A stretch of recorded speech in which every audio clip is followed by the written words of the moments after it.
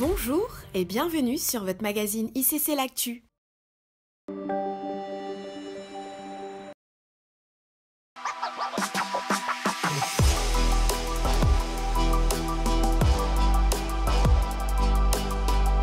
Eh ben, c'est reparti pour nos 21 jours de jeûne et prière au sein de la famille Impact Centre Chrétien.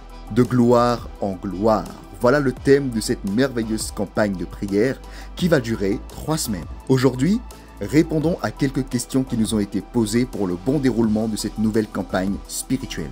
C'est ma première campagne des 21 jours. On va vraiment ne pas manger pendant 21 jours d'affilée ? Alors j'explique. Pour rappel, le jeûne se déroule toute la journée jusqu'à 18h. Et dans ce laps de temps, vous pouvez faire un jeûne total ou si votre corps ne le permet pas, privilégiez des plats légers. Hydratez-vous en buvant de l'eau et mangez des fruits si vous en ressentez le besoin. À 18h, lors de la coupure, restez sobre en évitant les fast-foods, les sodas, les viandes, etc.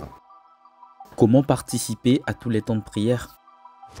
Sachez qu'il s'agit d'un marathon spirituel dans lequel nous nous engageons afin de monter plus haut avec le Seigneur. Il ne s'agit pas juste de faire une grève de la faim, mais il faut associer votre jeûne avec des temps de prière de qualité. Tant que cela vous est possible, connectez-vous au temps de prière en ligne du lundi au vendredi, matin de 5h à 6h, le midi de 12h30 à 13h30, le soir, tenez ferme et privilégiez le présentiel dès 19h30 à l'église principale ICC Paris Sud-Est de Boissy-Saint-Léger et dans nos églises connectées en direct. Sachez que vous avez la possibilité d'être connecté également le samedi soir à 21h. Les directs se font sur notre chaîne ICC TV, notre application Smart ICC et notre page Facebook Église ICC. Pendant ces 21 jours, soyez dans l'expectative de voir le doigt de Dieu agir dans votre vie et expérimenter le miraculeux comme ces centaines de personnes qui témoignent après avoir été exposées aux campagnes de prière. Nous avons retrouvé à Kinshasa, au Congo, la sœur Lila. Après avoir visionné le témoignage de la sœur Iliona qui avait été guérie, elle a saisi la guérison de sa fille qui souffrait d'une élongation du plexus brachial depuis sa naissance. À la naissance, ma fille, il y a eu un petit souci. Elle est née avec 3,4 kg. Du coup, pour la sortir, il fallait emboîter son épaule droite.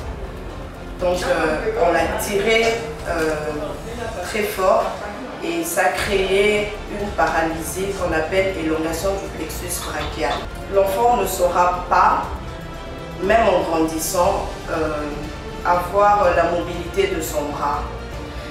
Si on suit les kinés, pour les séances de kiné, on peut récupérer des petits mouvements. Donc pour lever son bras, elle a 30 à 35 degrés pour lever son bras.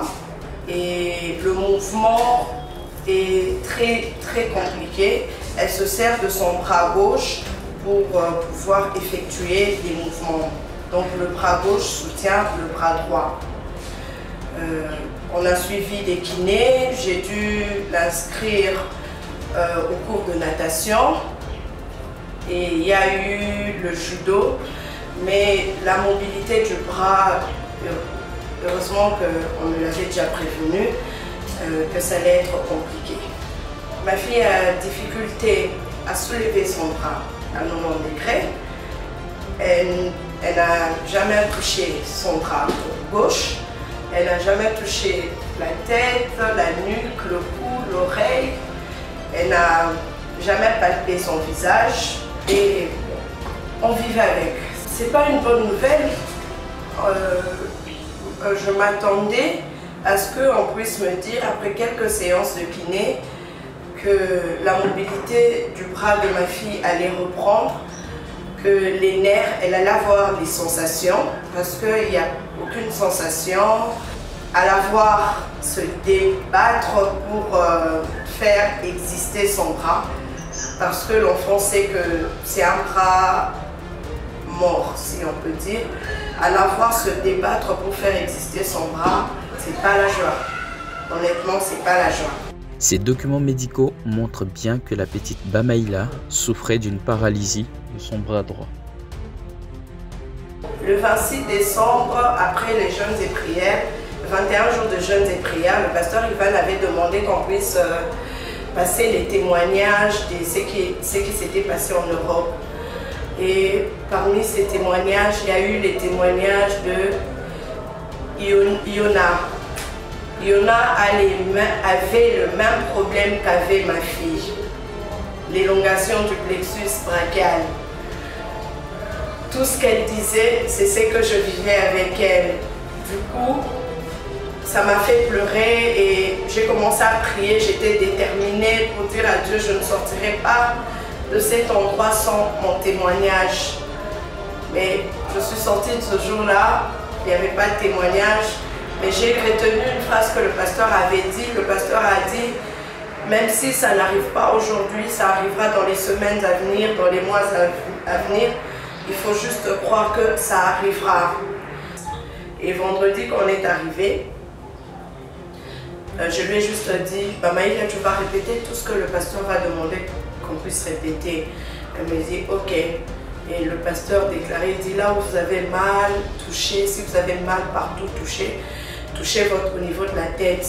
Et j'ai vu ma fille, comme d'habitude, hein, elle a pris son bras gauche pour soutenir le bras droit. Elle a touché sa tête et elle priait. Et j'ai vu, elle pleurait. Elle me dit, maman, j'ai senti dans mon cœur a fait un boum. Le frère Désiré qui me dit, maman Lila, il y a quelque chose qui s'est passé. Je lui ai dit, pardon. Maïla sent son bras droit. À un moment, il a attendu qu'elle soit distraite par quelque chose. Il a tapé. J'ai vu, elle a bougé, elle a fait, oh, je sens. J'ai commencé à pleurer, j'ai dit, c'est pas vrai, dit, maman Lila, il faudrait que vous veniez témoigner. Il y a une voix dedans de moi qui me dit, tu vas témoigner quoi? Juste la sensibilité? Il n'y a rien de guéri. Le frère a insisté, non, maman Lila, venez témoigner. Je pleurais, je dis, ah Seigneur, je veux vivre ta gloire. Et on est passé devant, le pasteur, quand il nous a vus, il a dit, cette dame qui pleure là, faisez-la passer. On a dit, le miracle, c'est sa fille. Et le pasteur a dit, venez. Et le pasteur m'a demandé qu'est-ce qu'elle a. J'ai juste dit, elle a l'élongation du plexus brachial. Le pasteur a vu que je ne pouvais pas parler parce que j'étais vraiment dans tous mes états.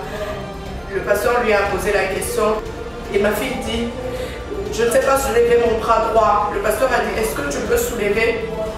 Elle a dit oui. Jésus m'a guéri. Et c'était après 8 ans.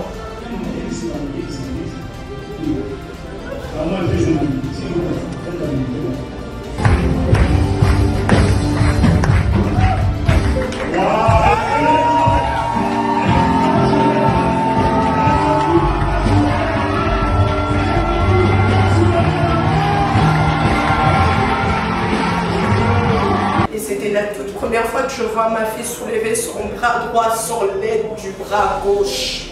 Le lendemain, elle a pris sa brosse à dents. Maman, je brosse avec ma main droite. Maman, j'ai poudre mon épaule. Je suis en train de me poudrer avec le bras droit. Au fait, un bras qui n'existait pas a pris vie. J'ai vu comment elle témoigne à tout le monde qu'elle rencontre. Jésus a guéri mon bras. Je bénis son serviteur. Il insistait. Je ne sais pas, mais je dois revenir à Kinshasa. Il a insisté. Je ne sais pas, mais je sens que je dois revenir. Il fallait qu'il revienne parce qu'il y avait un miracle qui devait s'accomplir. Il y avait une délivrance qui devait se faire. Et la localisation de ce miracle était dans ma vie, la vie de ma fille. Aujourd'hui, sa fille est totalement guérie.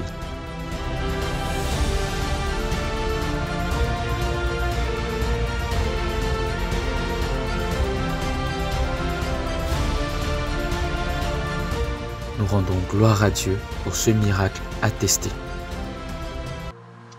Si vous aussi, vous expérimentez la main du Seigneur durant cette campagne de prière, partagez-nous votre témoignage sur le numéro WhatsApp suivant 00 33 6 62 10 62 11 ou sur place en présentiel. Présentez-vous au stand témoignage.